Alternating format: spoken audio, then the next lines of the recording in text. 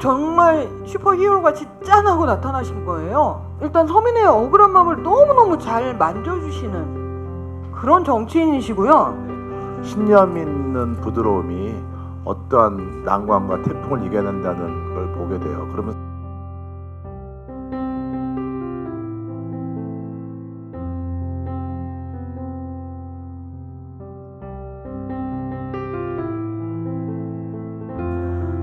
그래서 일단 서민의 억울한 마음을 너무너무 잘 만져주시는 그런 정치인이시고요. 그리고 아무도 정말 누구 하나도 관심을 가져주지 않았던 가습기 살균제 피해자들을 어루만져 주셨던 그러신 분이고 관심을 너무 많이 가져주셨던 분이고요. 그 다음에 사람이 사람하고 사는데 가장 중요한 건 공감이라고 생각을 해요. 그런데 그 공감이라는 걸 아주 잘해주시는 분이라고 생각해요. 네, 정말 그렇습니다. 아까 정동영 대표님도 말씀하셨습니다만 못 하나 허투루 하시는 분이 아니고 정말 치열하게 하시는 우리 최승재 대표님 평소 어떤 정치인으로 봤습니까? 저는 사실은 우리 조배석 의원님을 17대 국회 때 뵀어요. 되게 오래된 세월이죠. 17대 국회 때 국회 앞에서 그 당시에도 이제 게임사 갑질 문제 때문에 1인 시위하고 있었는데 지금보다는 그 당시가 국회가 상당히 권위적이었던 거라고 생각하는데 문광위원장실에 사실 언감생심 방문해서 얘기할 수 있는 기회가 쉽지는 않았는데 문광위원장이셨어요. 17대 때 위원장실 방문해서 저희의 어려운 점을 얘기하시고 또 문광부 차관한테 전화해 주셨던 기억이 좀 납니다. 그때 벌써 횟수로 따지면 2006년도니까 되게 오래된 세월입니다. 오랜 인연인데 그때부터 오랜 시간을 겪어오면서 또 의원님께서 여러 가지 또 과정도 있었는데 제일 중요한 게 의원님한테 우리 정동영 아까 대표님께서 말씀하셨지만 조배석 의원한테 느끼는 부분은 신념 있는 부드러움이 어떠한 난관과 태풍을 이겨낸다는 걸 보게 돼요. 그러면 사실은 그 부드러움과 신념은 사실 상반된 거거든요. 이거를 의원님께서는 정말 조화롭게 하시면서 또 민생을 헤쳐나가는 과정, 사실은 중간 과정은 얼마나 괴로우시고 힘드시겠어요. 대화하시고 설득하시고 타협을 본다는 부분이. 그런데도 결과를 만들어내는 그런 그 뚝심의 신념이 어디서 나오시는 건지도 저는 좀 항상 궁금해하고 있습니다. 네. 그러니까 두 분의 말이 두 단어로 하면은 실천과 뚝심, 바로 그거네요. 함께 실행할 수 있음. 그렇게 우리가 또 느끼고 있잖아요. 근데 이런 게 조백수님 보면은 이런 이력이 있어요. 여고 시절 31등 하다가 고3 때 경기 여고예요. 고3 때 독하게 공부해서 서울대 인문사회계열 수석 입학. 그리고 변호사 시절 성실함으로 6개월 만에 의뢰인들이 줄을 섰다. 여기에 바로 뚝심과 실천이 있는데 난 여쭤볼게요, 의원님. 이게 독하시기도 한 것 같아. 독하시기도 한 것 같네요. 그거 보니까 31등 하다가 갑자기 거의 서울대 인문사회 갔다는 건 혹시 아버지가 시험지를 빼돌린 거 아닌가 오늘 학교처럼 그런 거 아니죠? 예. 그게 아니고요. 제가 이제 그 당시에는 지금 이제 31등이라니까 아이들이 이해를 못 하더라고요. 반에 한 20명 뭐 이렇게 숫자가 작으니까. 그때 60명이었어요. 그래가지고 31등을 했어요. 제가 익산에서는 그래도 꽤 공부 잘한다고 뭐 앞뒤를 다퉜겠네. 예, 그랬는데 31등을 하는 거예요. 제가 충격을 받았죠. 그래서 여기 정말 공부 잘하는 데구나.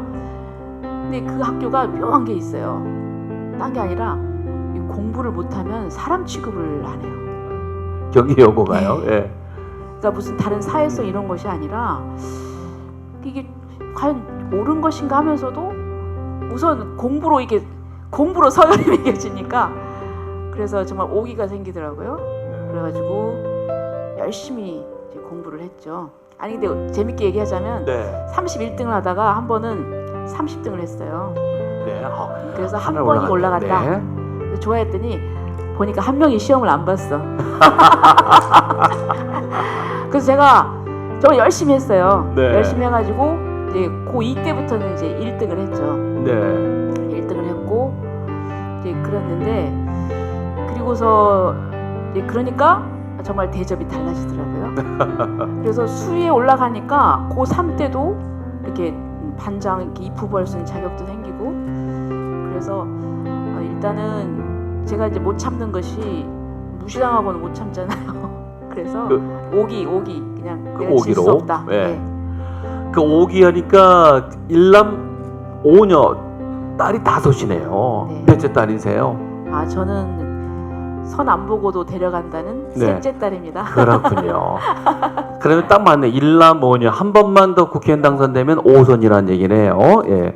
어쨌든 오늘 그 얘기 하는 건 아닙니다만은 그 딸 많은 집에서 자란 사람은 좀 다른 게 있죠. 더 마음 잘 헤아리고. 네 아무래도 부지런하고. 예예 이제 위에서 치고 아래에서 받치고 하니까 네. 저희 기억으로는 이렇게 아래 위하고 좀 많이 싸웠던 것 같아요. 근데 싸우면서 성장하는 것 같아요. 이 남을 이해할 수 있고요. 예, 예, 예, 바로 그렇죠. 그러니까 우리 저 조배수 의원께서 계속 내내 1등만 해온 사람이라면 우리는 덜 매력을 느낄 텐데 비록 경기 여고에 치열한 상황이긴 했습니다만 그래도 우리 중간을 또 그 이하를 이해할 수 있음은 여러 가지 또 한해 배경일 거라고 믿어요. 먼저 추진영 대표님, 그동안 그 갑질 누구보다도 그 최전선에 싸우셨는데 각자 사람마다 정의는 갑질이 있더라고요. 어떤 걸 갑질이라고 보세요? 글쎄요, 이 갑질이라는 게 사실은 가습기 살균제 같은 경우는 너무 많은 사람들의 갑질이 있어요. 그 제조사의 갑질도 제조사. 있고 네. 또 그 정부의 피해 판정에 대한 갑질도 있었었고요. 그 다음에 어느 누구한테도 하소연을 하고 사실은 지금 저희 나라가 IT 강국이잖아요. 그래서 제가 많은 의원님들한테 사실 SNS를 메시지를 되게 많이 돌렸었어요. 어느 분 하나도 답장을 주시는 분이 없으시더라고요. 그래서 그런 하소연을 들어주지 않는 그런 일을 해주시는 분들의 갑질, 그 다음에 그런데 유일하게 저희 아이가 이제 사실 영재발굴단에 나갔었어요. 영재발굴단에 나가면서 이제 가습기 살균제를 조금 더 많은 분들한테 알려드렸는데 제가 깜짝 놀란 댓글을 하나를 봤어요. 왜 하필 민주평화당이냐. 그래서 제가 거기다 네. 제가 뭐라고 썼냐 하면 민주평화당이든 어떤 당이든 간에 그 당은 중요하지 않다. 우리가 살아나가는데 가장 힘든 사람의 손을 잡아주고 말을 들어주는 건 민주평화당밖에 없었어요.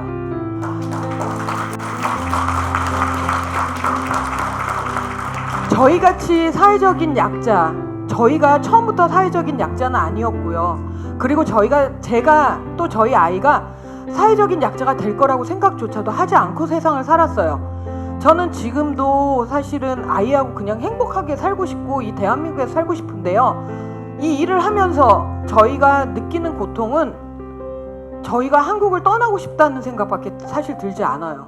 아이를 또 키울 수 없다라는 생각이 더욱더 들고요. 하지만 민주평화당에서는 그런 저희의 아픔을 손을 잡아주셨어요. 그래서 이런 저희가 대기업과 정부를 싸워서 이길 수 있을 거라고 생각지 못하고요. 어느 누구 그 힘을 가지신 분들이 저희의 손을 잡아주는 게 옳다라고 생각하고 그런 갑질에 대해서 같이 대응해 주시는 분이 조배수 의원님이신 것 같아요. 그렇군요. 약자의 눈물을 닦아주는 것이 정치 행위라고 아까 대표님께서 말씀 주셨는데 우리 민주평화당이 그 중심에 있습니다. 우리 최승재 회장께서는 어떤 아무래도 소상공인들이 갑질의 가장 큰 먹이가 될 수 있겠죠. 소상공인들을 하면은 이제 사회적 약자이기도 하고 경제적 약자이기도 합니다. 이제 민주평화당이 실질적인 갑질대책위원회를 가동을 해서 움직이셨고 우리 조배수 의원님은 당대표 시절서부터 사실 민생 관련된 현안을 많이 챙기셨어요. 어떤 혹자들은 이제 작은 당이라 그래서 민생을 챙기는 것처럼 보이지만 사실 그건 진정성이 없으면 해결할 수 있는 문제는 아니거든요. 사실은 이 갑과 을의 관계는 사실은 실제적인 부분들 누구나 또 강자가 될 수 있고 약자의 관계인데 누구나 또 강자가 될 수 있는 입장이긴 합니다. 그래서 이걸 실제적으로 해결하는 부분은 쉽지는 않습니다. 대부분의 갑들이 본인들이 갑질을 하는지를 잘 모르는 것도 문제예요. 사실은 특히 우리나라 이제 관료라든지 대기업들에 관련된 문제인데 이것을 정확하게 입장에서 우리 약자들의 입장에서 해결해 나가는 진정성이 있었다고 생각이 들고요. 사실은 기본적으로 소상공인에 관련된 부분들을 어디 가서 하소연할 데가 없었는데 이번에 소상공인 기본법 통과를 보시면 알겠지만 소상공인들이 우리의 목소리를 반영시켜서 정치에 반영시켰다는 부분.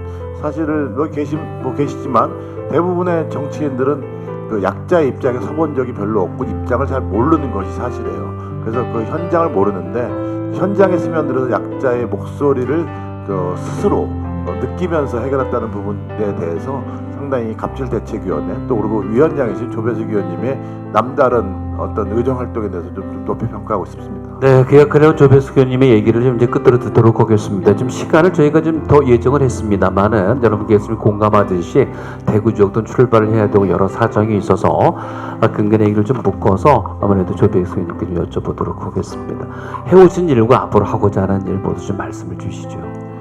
네, 정치인이 할 수 있는 일이 여러 가지가 있는데 저는 이렇게 우리 약자 편에서 갑질을 당하는 이런 분들을 위해서 저는 이것이 정치인이 해야 될 일이 아닌가 이런 생각을 합니다.